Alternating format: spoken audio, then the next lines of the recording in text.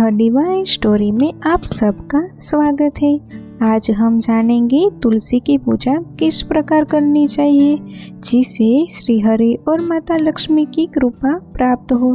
तो अगर ये वीडियो आपको पसंद आए तो लाइक और शेयर करके चैनल को सब्सक्राइब जरूर कर देना। हिंदू धार्मिक मान्यताओं में तुलसी जी का काफ़ी महत्व माना जाता है। तुलसी माता की पूजा करने से श्री हरि विष्णु और माता लक्ष्मी की कृपा पाने में भी मदद मिलती है। यह पौधा लगाने में और उन्हें पूजने से सुख समृद्धि बढ़ती है, साथ ही घर में सकारात्मक ऊर्जा बनी रहती है। वहीं श्री हरि विष्णु और माता लक्ष्मी को प्रसन्न करने के लिए तुलसी जी की विधिवत पूजा करनी चाहिए और कुछ नियमों का ध्यान भी रखना चाहिए। हिंदू मान्यताओं के अनुसार तुलसी जी को हर रोज जल देना चाहिए। कभी भी बिना स्नान किए तुलसी के पत्तों को स्पर्श ना करें।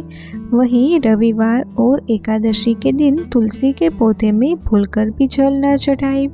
एकादशी और रविवार के दिन माना जाता है कि तुलसी माता प्रभु श्री हरि विष्णु के लिए निर्जला व्रत रखती है, इसलिए दोनों दिन तुलसी के पत्ते भी नहीं तोड़ने चाहिए। वहीं शास्त्रों की माने तो सूर्य के अस्त होने के बाद तुलसी के पत्तों को ना तो स्पर्श करना चाहिए और नहीं उन्हें तोड़ना चाहिए।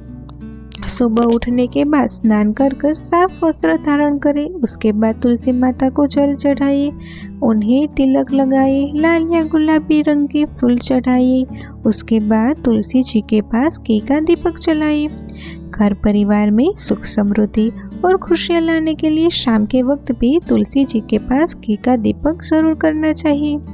तुलसी स्त्रोत का पाठ करने से और तुलसी की विधिवत पूजा करने से श्री हरि विष्णु और माता लक्ष्मी की कृपा बनी रहती है।